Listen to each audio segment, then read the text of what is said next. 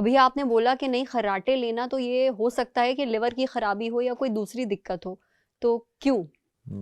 देखिए, कई बार तो आपका नाक का सेप्टम थोड़ा सा टेढ़ा मेढ़ा होता है, तो उससे भी सांस में आवाज़ आती है, विसिल आती रहती है। पर अगर कोई थोड़ा सा ओवरवेट है, नेक छोटी है ना, और गर्दन मोटी है या शरीर भारी है, तो उससे हम कहते हैं कि इसे ऑब्स्ट्रक्टिव स्लीप एपनिया, OSA है। मतलब ये आदमी स्लीप में, इसकी सांस जो है ना वो कम हो जाती। एक बड़ा अच्छा वाकया याद आ गया मुझे।